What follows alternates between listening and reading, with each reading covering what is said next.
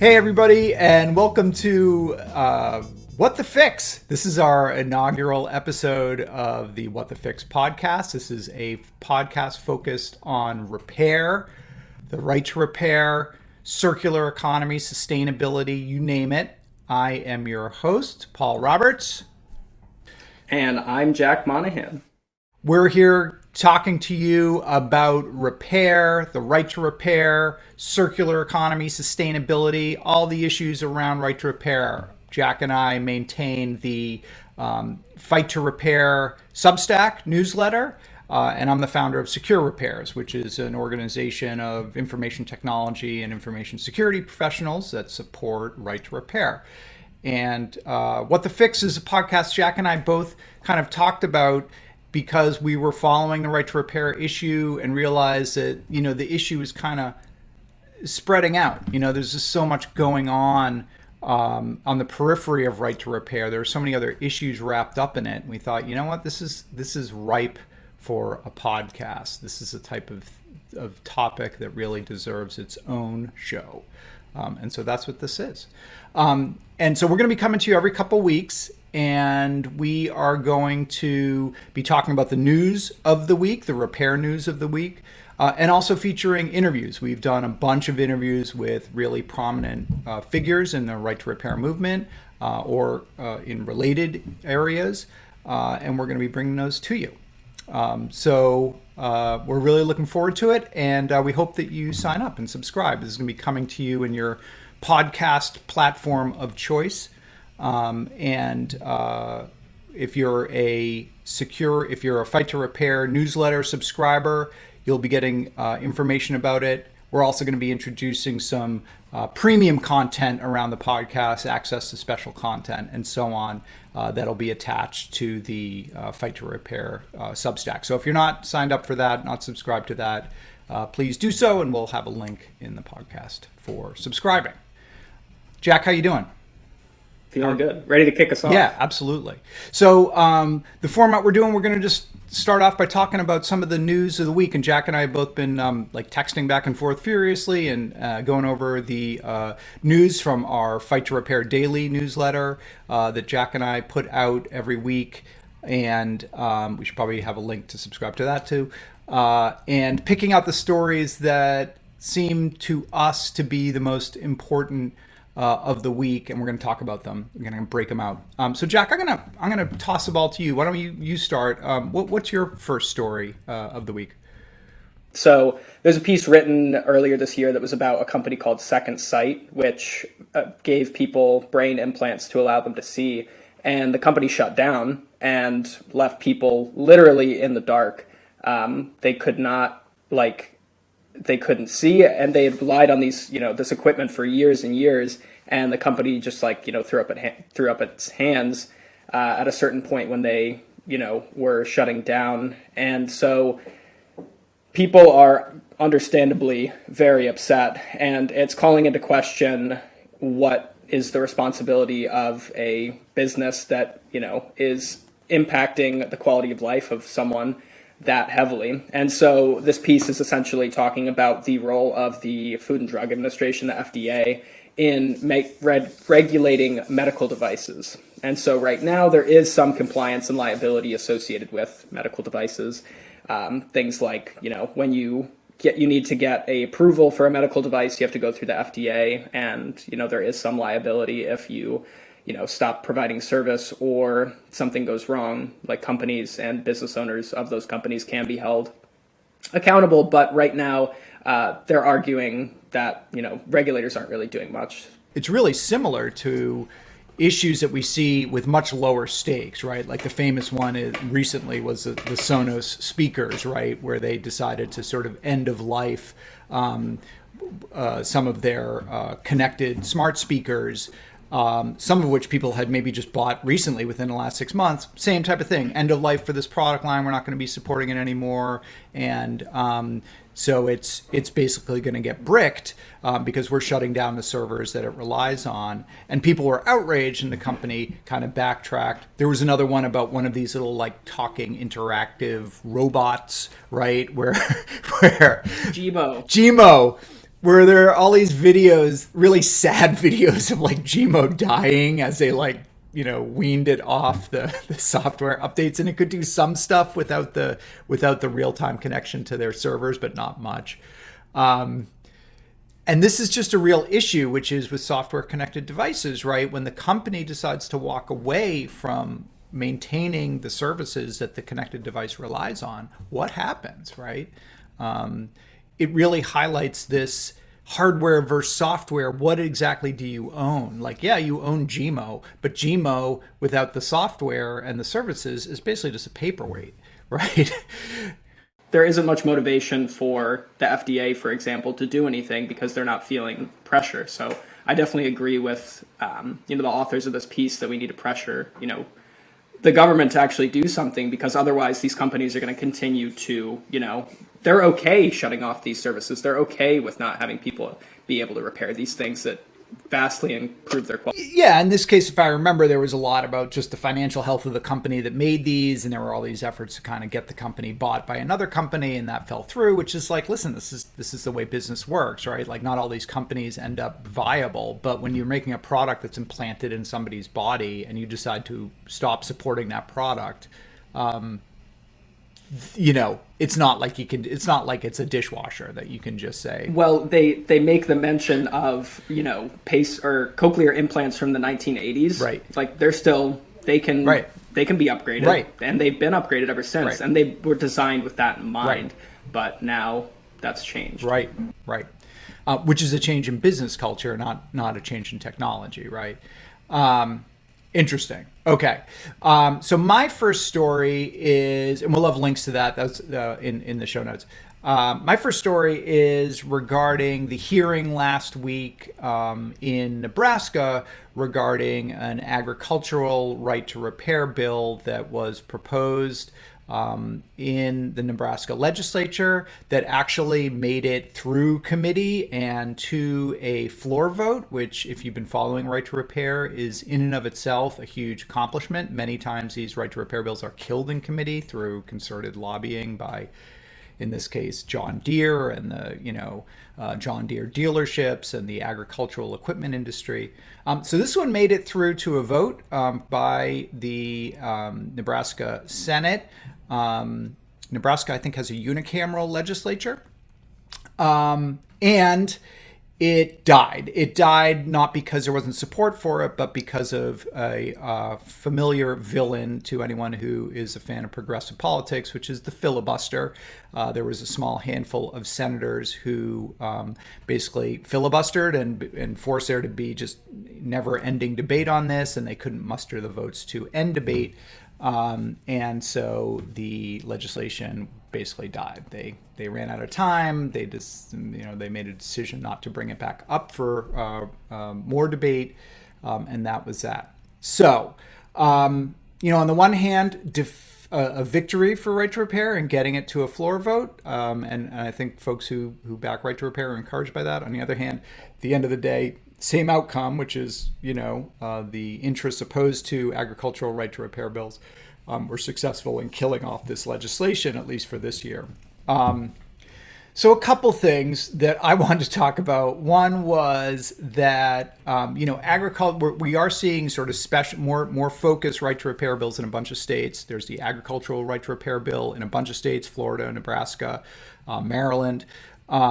The other, and we're seeing a wheelchair right to repair bill in Colorado, right? So in some of these states, folks are saying, listen, if we can't agree on a broad spectrum right to repair, which we need, let's at least get this done for this really narrowly focused problem. And agriculture, been so much written about John Deere and just the terrible situation that farmers are in trying to maintain, especially late model John Deere equipment, which has all these sensors. The sensors go down. You need to have the John Deere dealership come out and punch in a code, and it's expensive and time consuming and all this other stuff.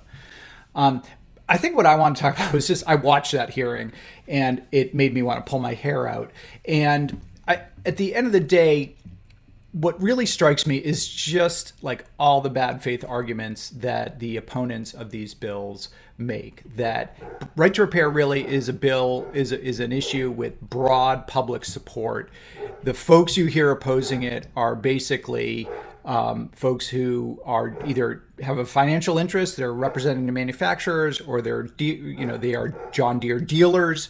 And they just put forward all these arguments that on the face of them, just on their face, just are not true or don't make any sense. A big one is, John Deere is going to be responsible if, farmers with this new right to repair you're giving them, modify the environmental or pollution controls on their equipment. Like, just not true, right? Yeah, exactly. The other thing they kept bringing up was like Teslas, and you had like a bunch of senators saying things like, "Well, it's not like you can just bring your Tesla to to an independent repair shop, right?" Which is just untrue. Like, there are independent Tesla repair shops, and there's actually a whole community of people online who are Tesla owners who have YouTube channels and stuff all about modifying and repairing and servicing your own Tesla. It's like a huge community of people who are working on their own Teslas, and it's just like, can somebody do a Google search here? Like, that's all we're asking. Before you get up there with your like lobbyist talking points, like, do a fact check. Like, is any of the stuff you're about to say in on the floor of the Nebraska legislature actually true? And it does. It's a little frustrating. It gives me hope that the facts are kind of on our side, but it is frustrating. It is frustrating. Yeah. So my next story is about a lot of the things we've been seeing popping up out of the EU recently. So the EU passed its Green Deal in, I want to say 2019. Yep. They adopted a new circular economy action plan in 2020. That was kind of like an update. And we've been seeing a lot of repair-focused pieces come out of it in like the past 2 years. So first and foremost was a piece of, is either a directive or a legislation that was about sustainable battery usage and basically making batteries swappable, stuff to do with supply chain, stuff like that. And that was 2 years ago. And then in the past year, we've seen two kind of major directives. One is the Sustainable Product Directive, which is essentially making sure that companies are giving out information on durability, repairability, kind of akin to the French Repair Index, but not necessarily a ranking system. And it also includes like a digital product passport. So like I would think like a QR code that you could scan and it'd be like, here's where you can get this fixed, or like here is the schematic, something like that. It's pretty high level at this point, but implementation will definitely make things a little bit clearer. And then the last is they're creating a greenwashing blacklist, which essentially is trying to hold companies accountable if they lie about their environmental practices and essentially having to substantiate any environmental claims that they have. And so the idea is hold them accountable. But what I'm kind of gleaning from this is specifically around repair in the EU, I'm seeing a lot of like consumer focused stuff. Like information is key. Like consumers will decide. And I, to a degree, like I do think more information is power, but I also think that, and this is probably captured in some more of the Green Deal in Europe's policy proposals, but kind of taking on corporations in a way that isn't happening already. Like, I think consumer-directed stuff is a piece of the puzzle, but it's not the whole. I mean, what's really interesting is just how much progress has been made in the EU versus the US on some of these issues around repairability, and that includes state-level action, like France and their repair index, and I think there is an EU version of that that's kind of working its way to to becoming real. But France kind of jumped out in front with that. But then also just at the level, at the sort of quote unquote federal level in the EU, through the European Commission and so on, just a lot of really interesting new rules and regulations about this coming down. Obviously you've seen a lot of, Fairphone as well, a lot of innovation around repairability, circular economy. They're way ahead of the United States on circular economy concepts and really trying to like operationalize, circular economy principles. I feel like in the US, you just don't hear many people talking about that. And on the repair issues as well, they've been able to, not perfect, but they've been able to implement some basic repair, right to repair protections around home appliances and electronics that we have not been able to get done at not only at the federal level in the U.S., but at the state level. And why is that? I've had people sort of say, just there's a lot more support for civil society organizations in the EU than there is here. So there are more better funded organizations pushing for this at a grassroots level than in the US. But I'm a little jealous. I guess when it comes to that, it's like take your pick. Like there's 1,000 different reasons. No, you're right. It's not one thing. It's a lot of things. But encouraging for those of us who support right to repair, but also makes you sort of think like, okay, what do we need to do to actually get this done here at home? Yeah. Okay. My second story is so I was kind of torn on this because there's a lot going on this week, and in fact, I wanted to talk about, for example.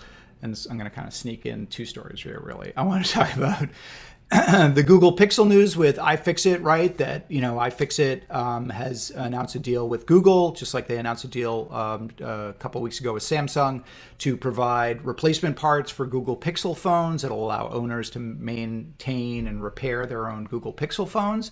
They did a similar deal with Samsung again a couple of weeks ago. So iFixit, kind of the organization, the company that really has promoted right to repair, not only here but in the EU, is now actually really working with manufacturers to realize this, which is amazing, right? Because usually it's like you have enemy camps and you don't talk to each other, but in here it's actually there have been bridges built to some of these large OEMs to sort of say, okay, let's do this. That is huge. But actually, I wanted to talk about. I think the even bigger story is one that actually came out, and I'm bringing it up because there was a really interesting kind of analysis of it that we included in one of our recent repair roundups on Apple. Two things. So first of all, the deals with Google and Samsung have shown the spotlight on Apple because they announced, of course, to a lot of fanfare that they were going to be supporting users' ability to fix their own iPhones and selling replacement parts and so on and so forth back in November. Now they're getting dunked on. Now they're getting dunked on. So these other companies have come out with announcements that are actually a lot more filled in terms of how this is going to work, particularly with the deal with iFixit, which Apple didn't do, at least not yet. And then also that has, because of those Google and Samsung announcements, there's been this sort of like, hey, so what's going on with your program, Apple? You announced it back in November. You said you'd have more information soon, but it's still radio silence from Apple on the specifics of their user repair program and how it's going to work.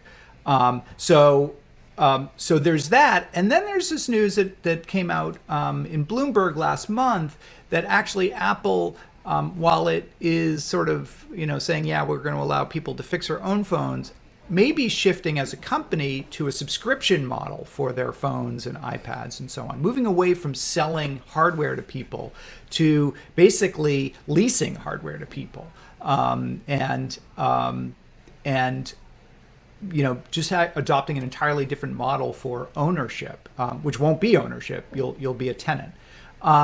This has really big implications for right to repair, right? Because if you don't own the phone hardware, arguably you don't have a right to repair it. You don't, it's Apple's to repair. Just like when you lease an automobile, right? Like you don't bring it to an independent garage, you bring it back to the dealership that you leased it from, and they do the repair and service. That's part of the attraction for many people. You don't have to worry about the thing breaking down, right? Because it's all covered. Though the cost to you, right, leasing versus owning, if you were to again, thinking about a car, if you amortize that out over 10 years, it's cheaper to own it, right? Because eventually you pay off the car, whereas that lease is going to be just a monthly cost, regardless of the age of the car. And I'm guessing the same will be true with the iPhones and the iPads.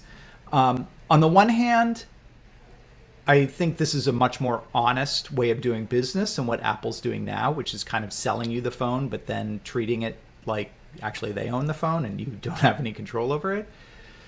On the other hand, I do worry about consumers, because if we're moving to a model where nobody buys hardware anymore, we all just lease our dishwasher and lease our phone and lease our laptop, that's actually a much more expensive world for people, right? like back in the day when you used to pay AT&T for your, for the phone hardware, right? You kind of lease the phone from Ma Bell, those costs add up over time. And so that could be anti-consumer, but there's also part of me that's like, well, if companies like Apple move to this lease model, and other companies are going to be able to make money by saying, well, we'll sell you the phone and you can actually own the phone, and that's going to be cheaper over the long run, right? And that becomes a competitive advantage for companies that are willing to actually let you own the thing. So it's a much more honest conversation in some way than the one we're having now. And so in general, I think it's a good thing, but I do worry. I'm curious to see if it sticks for one, and two, becomes the norm for other companies, because Apple is a trendsetter in the space. Arguably, you kind of like already do. They already are kind of leasing you your phone, right? Because I mean, if you think about how most people are obtaining their iPhone, right, or whatever, it's via like a Verizon or AT&T. You're getting it for them, and paying for it over 3 years or whatever it is. You're paying however much a month, $20 or $30 a month. But before that lease is up, they're already pushing new hardware on you, and so you just that lease rolls into another, or that contract rolls into another contract with a new piece of hardware, right? And so those payments kind of never go away, right? It's just that in theory, and for many people, eventually you actually do pay off the hardware. You have the option of not upgrading and just fully owning the hardware, and then those payments go away. But you can sort of see that for most people, if you're one of those people who's out there, you bought the phone before before you paid for it, you've already upgraded and rolled into a new contract. Those monthly payments never go away. For you, practically, that lease agreement might not feel very different from what you're already doing, right? Yeah, right. Right. But for repair, it's a big issue because, of course, again, if you don't own it, you don't necessarily have a right to repair it. So, but I'm not sure that Apple actually fessing up and saying, yeah, okay, actually our business model is we don't really want you to own the hardware. We want to own the hardware. That's just a more honest conversation. And it makes the choices clearer for consumers than what's happening now. Same thing with John Deere. Maybe John Deere wants to go this route. You know what? Screw it. We'll just lease you your tractor. But if you're going to lease a tractor, you're not going to be able to charge people $1 million for it or $500,000 for it. So do the prices, right, start to reflect the fact that I actually don't own this hardware. You own the hardware. I'm just a tenant. I think this is a fantastic segue into our interview because we interviewed Aaron Perzanowski, who has authored a book called The Right to Repair, which is covering, the history and, policy and legal aspects of right to repair. But he also wrote a book called The End of Ownership, which covers a lot of stuff around this, which is around ownership, subscription models, the connection of digital transformation to ownership, stuff like that. Yeah, End of Ownership really came out almost before, a few years ago, kind of before this right to repair issue had really consolidated or taken shape. And so this new book really kind of digs deep on the right to repair issue in particular. Aaron is a professor at Case Western University School of Law, so he's a legal scholar. He's an expert on kind of intellectual property and contract and many of the issues that kind of play into right to repair. So we got Aaron on the line, had a great conversation with him both about the book and about some of the larger issues surrounding right to repair. And that's what we're going to bring you in our second segment. So without further ado, let's hear from Aaron.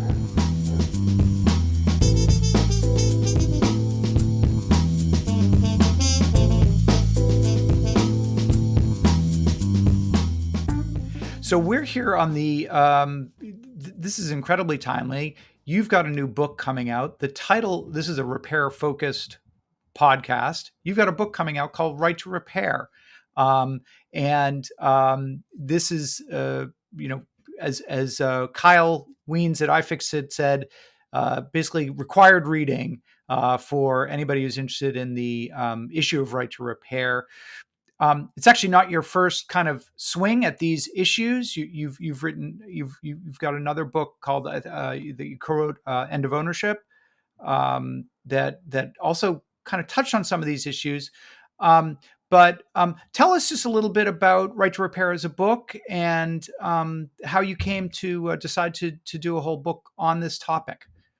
Yeah, it's a really great question, and you're right. I mean, my interest in the repair movement does grow out of kind of an older set of themes in my work, in my research. So Jason Schultz and I wrote this book called The End of Ownership that was looking at a set of questions about, like, what does it mean to own something in the digital economy, right? Not just digital media, although that's a big focus of the book, but also what does it mean when software and network connections are embedded in all sorts of the physical devices and appliances that we all rely on every day in our lives. And so we thought about those issues for a number of years, and we wrote this book, and we touched on some of the concerns around repair. But after that book came out in, I think, 2016, I started to feel like there was a lot more to say specifically about the set of questions in the center of the right to repair debate. And so I wanted to sort of make a book length treatment of those issues, because there's a lot going on in this space. So I come to this with a background as a lawyer and a legal academic with a focus on intellectual property law.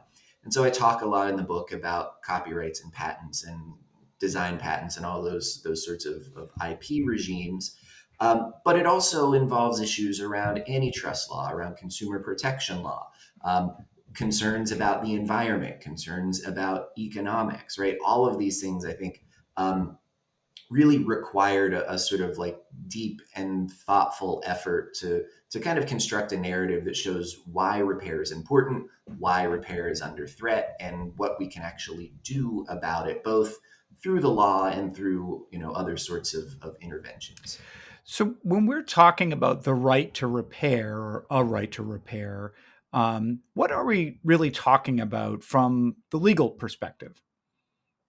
So, I think that the terminology here has both sort of like a narrow and a much broader meaning, right? So I think in the narrow sense, often when people talk about the right to repair, they have in mind a specific set of legal interventions, right? So, as you know, over the past handful of years, we've seen right to repair bills introduced in state legislatures all around the country. I think last year we were up to 27 states that considered these bills. And what those bills do is that they require manufacturers to make parts, software, and information available to consumers and to independent repair shops so that they can engage in repair. So I think in the narrow sense, that's the very specific thing that we're talking about in the right Yeah. to repair context. I think about it in somewhat broader terms, right? Those bills I think are really important. I'm incredibly supportive of them, and they address a real problem. But there's a lot more going on here, I think, than those bills alone can really solve. So one way to think about the right to repair more broadly is by focusing on all of the kind of impediments that are created that interfere with our ability to repair things. Those could be, assertions of design patent protection. Those could be software locks that keep people out of their devices. And in some ways, they can be the very design of a device itself, right, that is interfering with repair. And so I think a more kind of holistic approach recognizes all of those various ways in which firms can interfere with repair, and recognizes that we need to have legal solutions, marketplace solutions, and just sort of shifts in our behaviors as consumers that kind of address each of those sets of problems. Yeah, I mean, it's interesting. I sort of see the problems that we have now as kind of a product of a lot of changes that have happened over the last 40 or 50 years. Obviously, the biggest changes are technologic changes, right? The ability to have software running all manner of different devices, embedded software, even on very small electronics and machines. Uh, Always available internet connectivity, wireless internet connectivity, um, but also, on the legal standpoint, on the legal front, laws like the Digital Millennium Copyright Act that made it illegal federally, a crime to circumvent software locks, and that seems to be really at the root of it, the propellant for a lot of these restrictions on repair and service is this Section 1201 of the DMCA. Can you just talk about Digital Millennium Copyright Act and what kind of role that has to play in all of this stuff that we're talking about with repair and servicing? And Yeah, it's a great point, and I think you're absolutely right that Section 1201 of the DMCA really is sort of at the core of these sets of strategies that we see companies deploying. It's not the only thing that they rely on, right? But it is really central to these strategies. So a little bit of background on this. So Section 1201 of the Digital Millennium Copyright Act, this was enacted back in 1998. And at the time it was passed by Congress, there was no sense whatsoever, right, that this was going to be a piece of legislation that could stop you from repairing your car or your tractor or your television set. It had a very specific purpose, which was to provide a set of assurances to copyright holders, to record labels, movie studios, book publishers, that they would be able to distribute their works through online marketplaces without the risk of sort of rampant copyright infringement, right? And so the idea was that you create a law that says it's illegal to break the DRM on your digital movie download, and that way Hollywood feels comfortable selling movies online, right? Now, whether you agree with that purpose, whether you think the law was actually successful in achieving its stated goals, it's been used in a bunch of unanticipated ways that have created massive problems throughout the economy, throughout our culture, and in the lives of consumers, right? So you have litigation over whether or not you're allowed to refill the ink cartridges in your home printer. Litigation over whether or not you're allowed to buy a universal remote control for your garage door opener. And the theories here are rooted in this law, Section 1201 of the DMCA. And it's used in a lot of instances and has been used in a lot of instances to to prevent people from opening up their devices, understanding what's wrong with them, and taking steps to fix them. Without getting like too much in the weeds here, there are temporary exemptions to Section 1201 that the Copyright Office um, adopts every 3 years through this like very long, very laborious, very time-intensive process. And for the last 3 or so of those cycles, repair has been recognized as a lawful activity. And so these temporary exemptions exist, but they don't address one of the fundamental problems with Section 1201, which is that not only does it tell you that you can't unlock your device to make a repair or to understand how it works, it also prevents anyone from creating or selling tools that allow you to engage in that behavior. And those exemptions don't apply there. So, for example, one of the new exemptions that the Copyright Office adopted this past year says that if you have a video game console with a broken optical drive that needs to be replaced, you can circumvent the DRM in order to install a new optical drive and have it, pair with the rest of the device, right? Wonderful. That's important. It's a step in the right direction. How many of us know how to do that, right? On our own, without any guidance, without any software, without any tools, right? I think I'm like a pretty smart, pretty like tech savvy person. I doubt that I could pull that off on my own without like a lot of effort. And so you're telling people, yeah, sure, it's legal to repair your PlayStation, but you got to figure it out on your own, right? You can't download any software that makes it easier. That, I think, is sort of an empty promise in a lot of ways. And I think that's one of the major ongoing concerns with Section 1201. So, Aaron, in your book, Right to Repair, you lay out kind of four different ways to establish or reestablish what you call a culture of repair. Two questions. First of all, what do you mean by culture of repair? And second of all, those four areas: law, markets, design, and norms. Just kind of walk us through your thinking on each of those. Sure, sure. So, when I talk about a culture of repair, I don't mean to sound so sort of obviously nostalgic, but it's hard not to when I talk about this. So what I'm trying to describe there is the difference between the way we relate to our possessions, to our devices, to the objects around us today, compared to the way we've related to them in the past, right? So, we live in this sort of age of incredible abundance. We live in an age where, prices for consumer goods have, plummeted in many respects over the past few decades. And that's led us to this sort of like disposable culture, right? If your TV doesn't work today, what do? You go out and replace it, right? Because you can get a new one for a few $100s and it's not that big of a deal.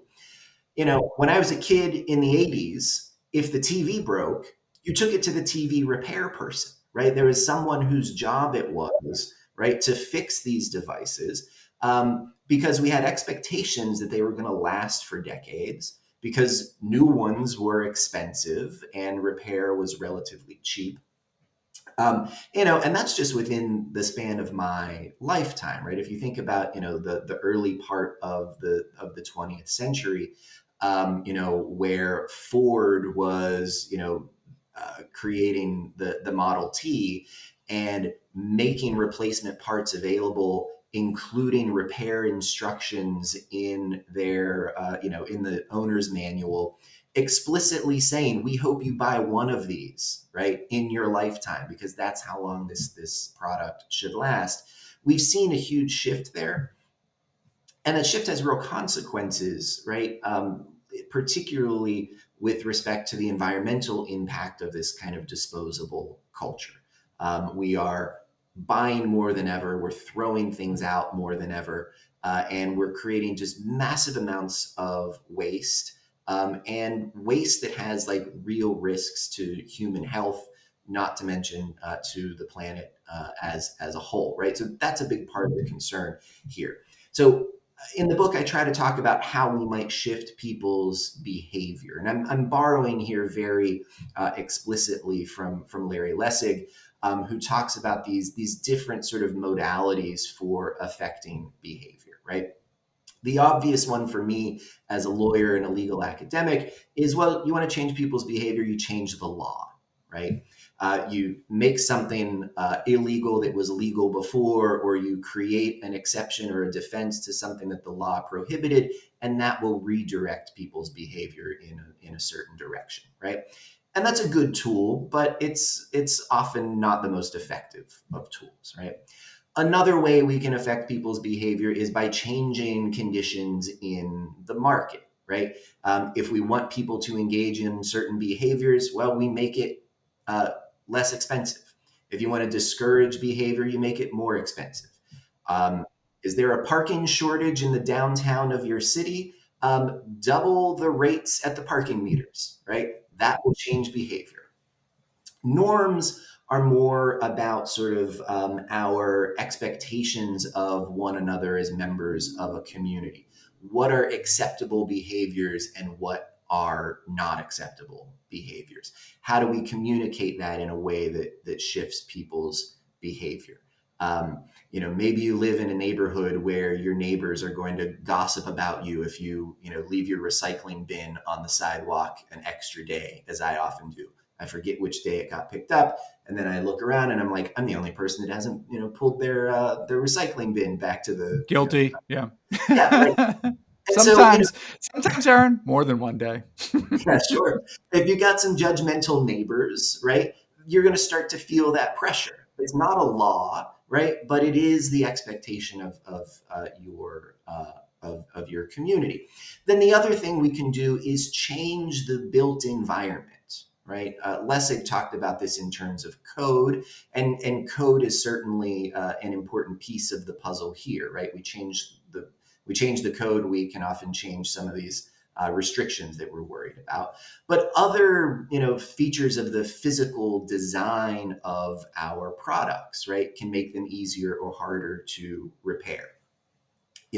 Contrast a smartphone made by Apple to the Fairphone, for example, and you can see really immediately and intuitively what the difference is in a phone designed to be repaired and one that's not, right? So all four of those, I think, are overlapping approaches that we can think about in terms of how we make repair easier, cheaper, more accessible, more attractive to people. And so that's kind of the broad outline of what I have in mind there. Yeah. I thought you made a really compelling case, just at the social implications of e-waste. So the environmental implications here are really staggering when you start to think about the scale and the magnitude of both the production of our devices and the disposal of our devices. And so, I think for a lot of us, it seems obvious that the place to focus here is on the e-waste problem. And I absolutely agree. It's a huge, huge problem. The rates at which electronic devices are appropriately and responsibly recycled are abysmal. They're better in Europe than they are in North America. They're better in North America than they are in Asia and Africa. But we all do a terrible job at it, right?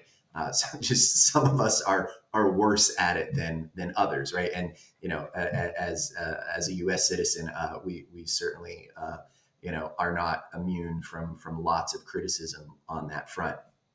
These devices contain all sorts of problematic and toxic materials, right? Those materials leach into the ground, they get into groundwater, they create real problems for human health, both short term and long term. Just the sheer amount of electronic waste that is produced around the world is just mind-boggling when you sit down and you look at the numbers. That is one piece of this puzzle, though, right? And the other piece of the puzzle comes earlier in the production chain for these devices. All of those materials, all of those metals, the gold, the copper, the rare earth metals, they all come from somewhere, right? And mostly they come from the earth. They are mined. They are mined under conditions that are inconsistent with our basic understanding of workers' rights and human rights in many conditions, or in many circumstances. That process itself has impacts on human health and safety, has impacts on the environment. Then we get to the production and shipping of all of these devices, right? That has its own set of environmental consequences. Now, one sort of hopeful packaging for sure, yes. And companies deserve some credit here. Apple has started using less packaging for many of its devices. They've stopped including, chargers with a lot of devices, which cuts down on some of the unnecessary production and waste. Companies deserve credit for their investment in recycling programs. Now, that is not necessarily a choice that is driven by their deep and abiding concern for humanity. It's an economic question at this point, right? It's cheaper to get those rare earth metals out of all of the phones that we throw away than it is to mine them from the earth. Like, we're literally running out of some of these metals, and there's more of them, and certainly in a much higher concentration in a pile of old iPhones than there is, thousands of feet under the surface of the earth. So Whatever their reasons are, though, I do think it is important that like we acknowledge and support companies that are doing the more responsible thing here. But it's crucial to understand, right, that even with those recycling efforts, we cannot keep pace with demand for these materials, right? So we've got to slow down the cycle of consumption, which means our devices have to last longer, which means they have to be repairable, right? I mean, that's the basic equation here. The only way that we can really sort of stem the tide of this environmental harm is by extending the lifespans of our devices. A phone that you use for 18 months is just it's just literally not sustainable. And so we've got to figure out solutions to those problems. It's going to be a much harder sell to tell someone they have to give up their phone versus, you can get a new phone in 5 years instead of two. Yeah, absolutely. Right. If our message is, yeah, technology is bad for the environment, so no more technology, like whether you agree with that assessment or not, it is a non-starter as a policy intervention, right? You are not going to convince people that they are just going to throw their electronic devices away and never buy another one. That's just not going to happen, right? But you can have a real impact, as you said, by doubling the life of these devices, and they have pretty short lifespans to begin with. One place to look for some encouragement on this is if you look at the lifespan of motor vehicles in the United States over the last couple of decades. They've gotten longer and longer and longer, right? The cars on the road today, on average, are older than they have been in decades. And there are a bunch of reasons that might be true. But one important reason is resale value matters to people when they buy a car, right? A car that is going to be worth some money 5 or 10 years down the road is going to sell better. And so manufacturers are responsive to those market pressures in a way that is simply not true for, not only our smartphones, right, but laptops and, so many other devices that we used to think of as kind of durable and now we think of as disposable. And I think that needs to be a shift. And also, let's state the obvious here that automobiles is one of the only markets in the United States where you actually do have a healthy ecosystem of independent and repair options and aftermarket parts, largely because Massachusetts in 2012 passed a law that basically allowed independent garages and parts companies to continue operating by making available diagnostic tools, software, and so on that the manufacturers, automakers were trying to restrict. So automobiles, you want to go get your car fixed, you got a lot of choices.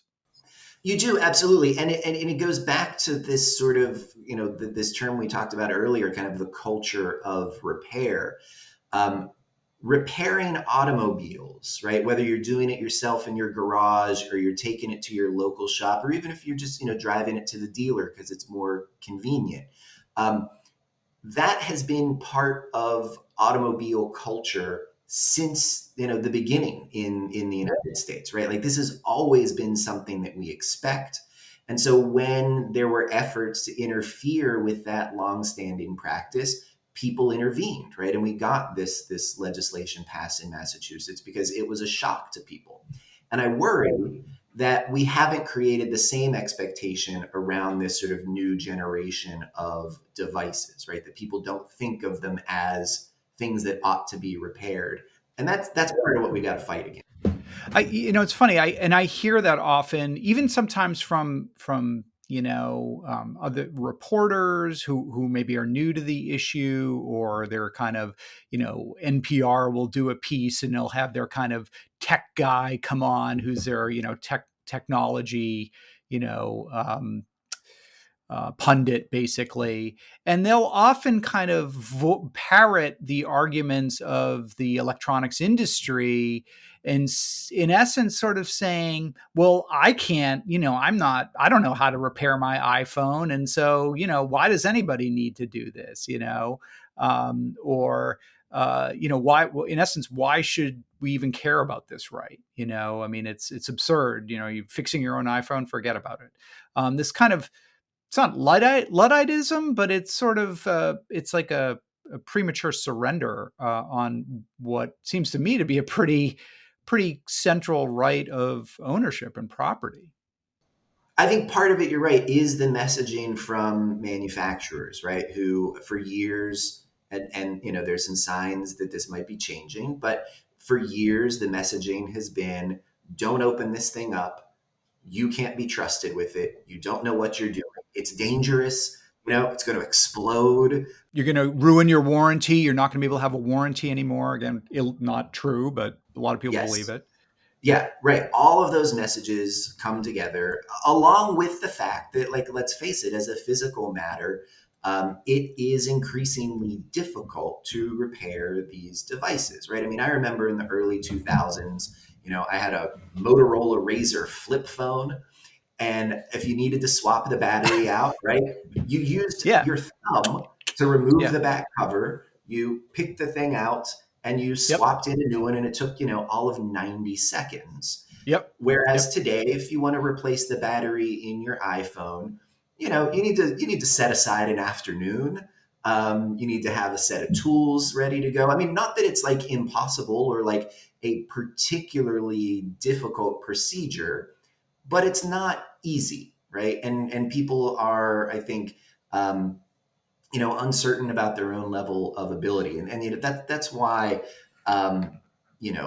fix it clinics and the restart parties, all that stuff is so crucial in this space to help people understand how these devices are put together and to like build some confidence. I'd like to see device repair become a part of public education in this country, right? Shop class ought to have a day where you take your phone apart, right, and see how the thing works. I think that would go a long way to kind of giving people a little bit more confidence. So, I mean, one of the trends that I've really seen, Aaron, and I'd be interested if you also have seen it, is this trend towards obviously greater complexity in products, but also that is frequently being used as an excuse to try and limit, the ability of people to repair them. And I think the one that comes to mind recently is that Ford Motor put out a kind of memorandum 6 months or a year ago about the glass in some of their newer vehicles that has sort of built-in heads-up display, and there's some interaction with some of the accident prevention cameras in the car where they're kind of calibrated with the windshield. And the long and short of this message was, this memo was, nobody but Ford authorized dealerships and repair professionals should be in the business of replacing a broken windshield if it's one of these windshields, because it's just too complex and the safety features are involved. And long and short, just leave it to us.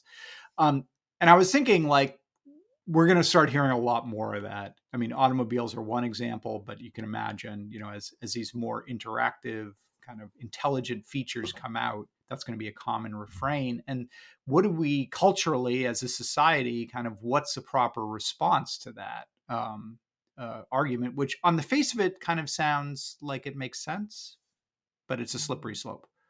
Yeah, so I think this is a really important question because you're right. I mean, I think it's quite likely that we're going to see this kind of argument be deployed more frequently moving forward, in part because lots of devices are getting more complex, right? I mean, that's been happening in the auto industry for decades. It's going to continue happening. It's certainly going to continue happening, as we make the slow incremental progress towards autonomous vehicles, right? Maybe that's not going to happen as soon as people thought, but we're still heading in that direction. We're going to see more of that kind of functionality. And so I think as a descriptive matter, yes, this is something we are going to hear. Um, Look, I don't think it's necessarily the case that every part of every device is necessarily going to be user repairable, right? It might not be a great idea for the average car owner to go in and replace, these particular components. But I'm very skeptical of the idea that people who are professionals in this industry, who have training, who have access to tools and parts and information, but don't have the seal of approval of Ford or whoever the manufacturer is, that those people are somehow incapable of doing these repairs effectively and safely. Um, and if those people are incapable of doing those repairs, then I think we got to look at the design of these products and start to question some of the decisions that go into them, right? In the same way that we've been talking, for the last decade now, about banks, shouldn't be too big to fail. I think we can say that consumer devices shouldn't be too complex to repair. It doesn't mean I can do it in my garage, but if you're selling a car and the message is don't open the hood, it's just too complex in there, or you can't replace a cracked windshield, it's simply too complex, then something has gone wrong in the design of that product, and I think we need to really interrogate that. I mean, particularly with cars, because of course in the United States, there's such a long and proud history of radically modifying vehicles, right? Hot rods and lowriders. I mean, oh my God, East LA lowrider culture is, one of the most important things that's come out of the United States, culturally in the last, 50 years. And that was all about taking these kind of standard off the assembly line cars and making them look totally different, right? And be able to do totally different things. Yeah. Right, and we've survived just fine, right? In a world where Yeah. people are making those sorts of changes to their vehicles. I think the one difference here is, in the past we're talking about sort of mechanical changes, right? Yeah. You put in a hydraulic system, right? Or you chop a car down to to make it look different. That didn't require access to software, right? And that is, I think, the sort of entry point for manufacturers, right, to sort of drive this wedge between what they can do and what people can do, who have skills and are working independently, which I think is a huge part of the reason, right, that access to that software code for repair purposes is so essential moving forward. Yeah. One of the kind of responses that we've seen to some of these issues in the last few years is sort of a legislative or regulatory response. And I'm thinking in France of the Repairability Index law that was passed. That was something that the EU had been looking at more broadly, and France kind of said, we're not going to wait for this. We're going to do our own. Came out a couple years back and has had a really big impact on the repairability, at least of the devices that it covers. Smartphones are among them, and laptops. I'm interested because I know you have some mixed feelings about these about repairability index as a tool. Talk about what your reservations are and maybe what some ways that it might be possible to use, regulations or legislation to, level the playing field. So I think the basic instinct behind these repairability scores is a really valuable and useful one, right? And the basic idea is, if we make information available to consumers at the time they're making a purchasing decision, not after they've already spent $1,000 on a phone or a dishwasher, but at the point where they're making a decision, if we can convey to them in a very straightforward and simple way how easy, how expensive is it to repair this device, that's going to influence their decisions in the marketplace, right? So if you're comparing two phones, and one has, a repairability score of 3.2 and, a big red warning sign on it, and the other one has a score of 8.5 and a friendly, green label encouraging you, right? You might pick the one that's more repairable, and that creates some valuable incentives in the marketplace for companies to actually design products and set policy in a way that encourages repair. And I think there's good evidence that actually works when that information gets communicated. Yeah. So I'm on board with that. I've got a couple of reservations though when it comes to these systems. Right, one is a worry that, at least as it's implemented right now, the French system might be grading people a little bit too easily. Right, we've got like a little bit of grade inflation. Everybody gets a passing grade, or it's too easy, right, to get up in the kind of middle section of this 1 through 10 scale. Now, Yes, there are some right. products that have really low scores, and they deserve them. But when they're all kind of clustered together, right, it really, I think, detracts from the sort of signaling mechanism that we're relying on this law to do, right? If one phone is a 6.2 and the next one is a 7.2 and everything falls within that range, then Right. and how much good is it really doing, right? Mm-hmm. It's a new Mm-hmm. system. This has only been implemented, for a little over a year now. I imagine there will be tweaks to it as it moves forward, either in France or when the EU adopts a sort of broader, territory-wide kind of approach to this. Maybe they'll make some adjustments here, right? So you don't get a full point on the 1 to 10 scale for like providing documentation with your software updates, right? Is that really, worth that much? The other hesitation I have is there are some practices that I think are problematic, even if they are disclosed, right? Even if you have a score that builds in the idea that you don't sell replacement parts, or that you sell replacement parts at an incredibly high price. And maybe you get dinged on that on your repairability score, but is that enough?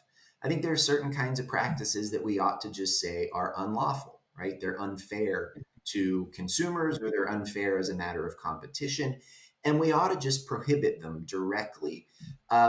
And there's perhaps some worry that not that the repairability score does harm, but that it's just not aggressive enough of an intervention. And so Right. I think we got to keep all the options on the table. And I mean, just as a follow-up question, I mean, it seems evident to me, or it seems pretty clear that if you dig in, even today in the United States, and I guess in Europe as well, there are a bunch of practices going on regarding repair and servicing that on the face of them would seem to be anti-competitive. OEMs refusing to sell replacement parts to people, or kind of refusal to deal type behaviors. But we don't often hear of any real kind of legal consequences for those companies. Why is that? Why are there these kind of sketchy behaviors that seem pretty clearly to be violations of antitrust or anti-monopoly laws that people kind of shrug at? So I think part of this ties into the history of antitrust enforcement in the United States over the last 40 years or so, and there is a sense in which antitrust law has has really sort of withered in that time period, and antitrust enforcement agencies, whether that's the Department of Justice or that's the Federal Trade Commission, have until recently, I think we should say, seem to have kind of lost their stomach for these fights. And the courts, I think, are a big part of explaining why. Courts have become a lot quicker to find sort of you know, business justifications for these kinds of policies that on their face do seem anti-competitive. But if the company can come in and say, well, actually, this helps us offer products at a lower price point, and isn't that ultimately good for consumers, right? Or maybe this system of steering all of the repairs to our authorized service providers is actually like a more efficient way of getting devices repaired, or it leads to increased quality or security or something along those lines. Then perhaps a court is going to allow those justifications. I think a lot of those arguments are pretty problematic, and we can, I think, cite some solid examples that it's simply not true that the repairs are better in any objective sense or more secure in any objective sense. But that's the kind of uphill battle that we've been looking at in antitrust law in this space. I think there are signs that is starting to change. The FTC's Nixing the Fix report talked a lot about the competitive downsides of these repair restrictions, and so I think there's kind of a reconceptualization on the part of the FTC about the way we ought to be looking at repair restrictions through the kind of competition and antitrust lens. And I think that's really encouraging. We're starting to see litigation, going on. John Deere is in the middle of a couple of, antitrust cases right now that I think are, notable and interesting as an opportunity for private parties to try to push back on this trend. So I think there's room for things to evolve and develop in a positive direction, but antitrust has been a tool that's kind of gone unused for too long in this space. You brought up the John Deere antitrust lawsuits. There's been a kind of string of news in recent months that for supporters of right to repair seem encouraging. The Deere lawsuits are kind of the latest. I'm interested in your thoughts on those. These are two suits. One filed by a farm filed in Chicago, but the farm I think was in North Dakota, and then a second suit that was filed by a farmer, I believe, in Alabama. Both against John Deere, both alleging that it is running an illegal monopoly in sales and in service. Thoughts?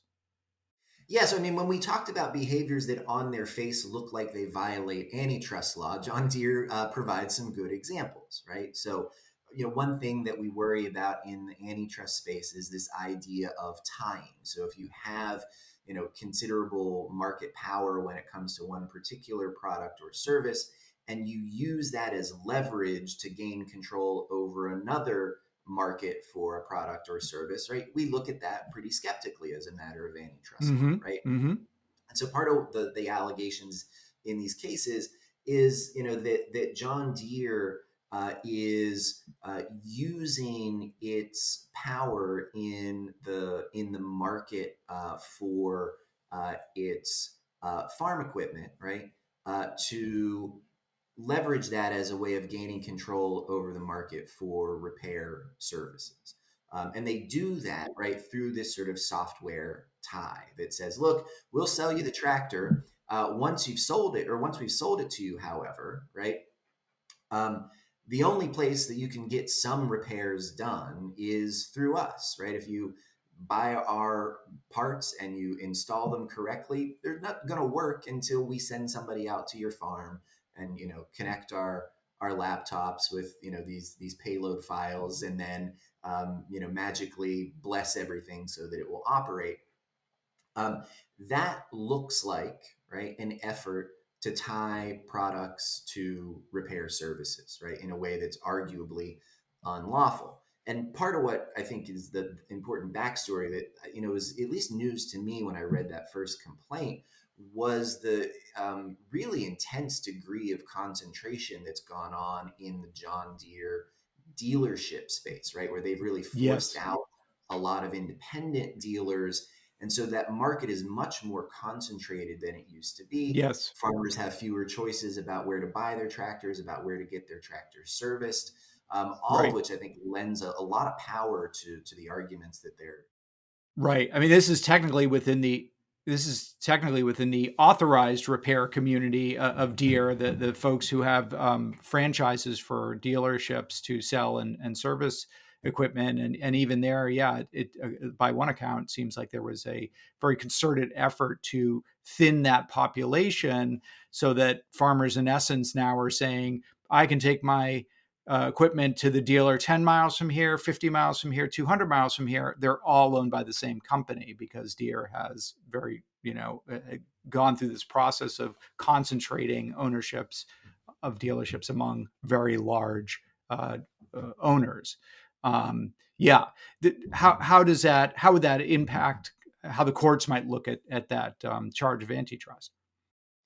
Yeah, so I mean, I think it goes to the question of Deere and their dealerships kind of concentration of market power when it comes to the sale of those tractors. If there are fewer places to buy the tractors and there are fewer places to get authorized service, that all gives Deere kind of more control over maintaining this tie between the tractor and the service that's being rendered.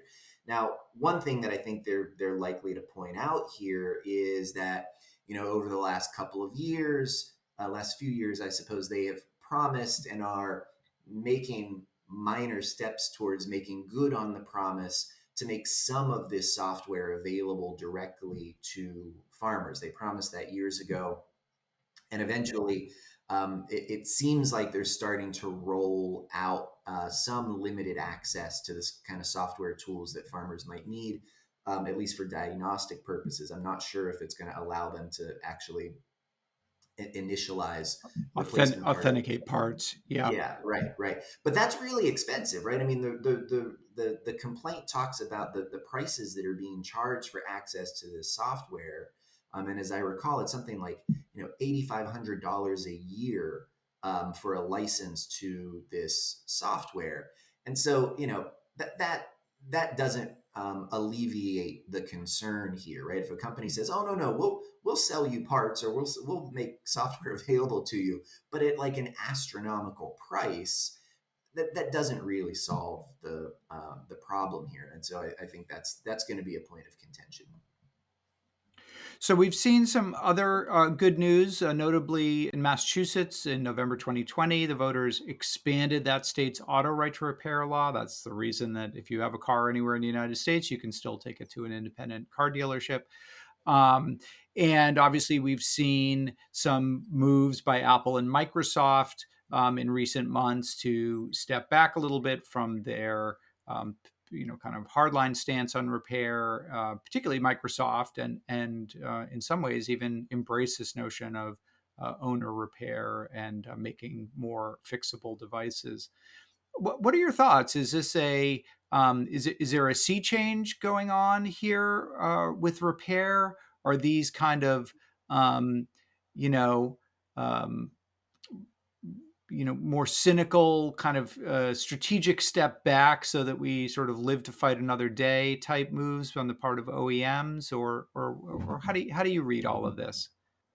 Yeah, I think, this is one of those examples, right, where things happen very slowly and then all at once. And, the people that have been involved for years in this fight, they've been making um, slow and consistent, and in some cases, like maybe from the outside, almost imperceptible progress. And then, a lot of pieces fell into place all at once. And I think, companies are smart and sophisticated and recognize the environment that they are operating within has changed, right? So we have a president who, on multiple occasions now, has very directly. Yeah. I mean, talking at cabinet meetings, talking at public events, issuing executive orders that, of course, like, the president's not writing them himself, but, they speak for the administration. And he has been pretty clear in his support on this issue. We have new leadership at the FTC, right? Um, And even before Lena Khan came in as chair of the FTC, we had the Nixing the Fix report, which took a position that was quite clearly, closely aligned with what repair advocates have been arguing for years. And so, if you're at Microsoft or you're at Apple, or maybe even if you're at John Deere, you see that and think, well, we need to adjust our strategy. Because if we don't, we are going to be the focus of regulatory enforcement, of private antitrust suits like Deere is facing now, of criticism from the president in one way or another. Or, a state is going to pass one of these bills, or multiple states are going to pass one of these bills. And, maybe rather than fighting it, kicking and screaming, we try to negotiate. We try to figure out, okay, how do we come up with a bill that we can live with? How do we adjust our business strategies in a way that will align with this new reality? And so I think that's part of what you've seen from Apple. I think that those developments are really positive. They don't mean the fight is over. They don't mean the war is won here. This is an ongoing debate, right? An ongoing sort of policy struggle that we're going to continue to see play out for years and years and years. Companies are making concessions. But they're not making universal concessions by any means, right? Apple's gotten a lot of good press and a lot of good coverage for its decision to start selling, I think, 3 parts on 2 iPhone models, and good for them, right? I'm Right. very happy they did it. Yeah. But that's not the whole ballgame here, Newer right? iPhone models too, not the old ones that need Yeah. repairing. But anyway, yeah. Right. And so, we can't take that as like, oh yeah, this fight is over, or yeah, right to repair used to be a thing we had to worry about. And now, we live in a sort of utopia, not by a long shot, right? This is, this is encouraging. And I think it is, it's really useful to build momentum, to take these arguments down kind of one at a time as we see them. And that helps moving forward. But, there's going to be a lot of fights left to go in this space. I mean, we're seeing that even in Massachusetts, right? So they passed the update to the automotive right to repair bill, and that's going to get fought out in court, and that very well might happen with the general right to repair legislation that I hope we'll see passed this year. Do you see that case as one that could go as high as the Supreme Court, or do you feel like the courts are there isn't that much legal ambiguity about this? It just hasn't really it hasn't really been brought to court. So I think it's really hard to say until we see kind of what the initial decision looks like. The odds of any particular case making its way to the U.S. Supreme Court, are abysmally low.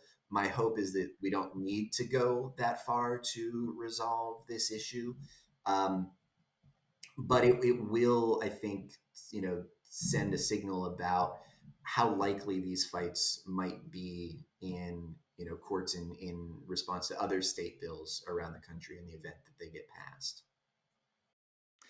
Final question. It's something like 27 states proposed right to repair legislation last year. I think we're going to see at least that many bring it forward this year. If you were sitting down with a legislator considering one of these laws who had concerns about some of the arguments they're hearing about intellectual property rights and you have a right to repair but not to modify, and all the kind of catchphrases that the industry lobbyists use, what would your scholarly legal advice be to them as to how to look at these laws asking for access to schematics and diagnostic software and that type of information? So I think the first and most important thing to communicate to any policymaker that is thinking about this issue is to like try to relate to them first as a matter of personal experience, right? Everybody has some experience with repair or the frustrations that come along with attempted repair in this environment that we live in right now. And I think you got to win people over on the kind of gut instinct level, on the kind of personal narrative level, before you want to turn to kind of the ins and outs of trade secret law or Hmm. circumvention under the Copyright Act or whatever it might be. And then I think once you've got somebody who intuitively understands this issue, understands why it's important, understands how it affects, their constituents, then I think it's a lot easier to kind of dismantle a lot of these arguments that get raised in this space. On the intellectual property angle, I think it's really important. Again, I guess this, in part, this is a function of me spending a lot of time teaching and writing, but narrative to me is so important to persuasion, right? And the Yeah. narrative that I focus on is this idea that for literally hundreds of years in this country, intellectual property law has been limited by this notion of exhaustion, or the first sale doctrine, which means once you buy something, right? Once you own a book or a record or a car or a phone, and it is your personal property, right? Intellectual property rights don't limit your ability to make all sorts of uses, and repair is very clearly within that sort of sphere of personal autonomy. And so I think trying to get people to understand this in those terms is really the key to kind of helping them navigate kind of the complexities of the legal arguments. It's got to start with kind of a true and relatable story, and one that I think appeals to people on a kind of intuitive level. Aaron, the book is Right to Repair. Where can our listeners get it? Hopefully all the places that you get books. So Cambridge University Press has it for sale on their website. If you're an Amazon shopper, you can get it there. Your local bookstore, if they don't have it in stock, I'm sure can order it. I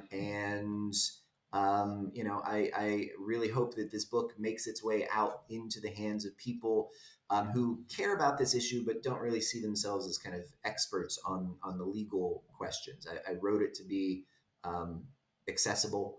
And you don't need to be a lawyer or have a law degree to understand the arguments that I'm making. You don't, having read it, I can assure you that's true. It's a great introduction for folks who want to understand this issue in more depth, but very, very readable and accessible. So first of all, thank you for writing it, because I think it's really important and very timely. And second, thanks for coming on our podcast and talking about it.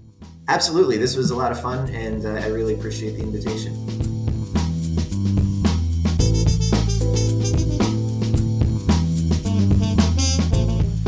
Thank you for listening to What the Fix. Give us a shout on your podcasting platform of choice with a question and a 5-star review, and we'll be sure to try and answer it on a future episode. And make sure to subscribe to our daily and weekly newsletters. The links will be in the show notes. And we also will be having premium offerings that Paul can tell you about. Yeah, so we're going to be coming out with more podcasts. Like I've said, we got interviews with other luminaries. Aaron was the first. We got others in the hopper, and we're going to be kind of offering some really interesting looks behind the scenes and extended interviews with some of our guests as part of premium offerings for the Fight to Repair Substack. So we're going to be offering a monthly subscription of $6 a month, a yearly subscription for $60, and a kind of platinum level Repairista level subscription for $150 that also gets you a What the Fix t-shirt. So if you're interested, stay tuned. We'll be announcing those premium offerings on our Substack shortly, and you can sign up. And otherwise, stay tuned, and we will be coming back in a couple weeks with the next episode of What the Fix, more Right to Repair news, another interview, and we're really excited to have you back. Thanks for listening. Thanks, everybody. See you soon.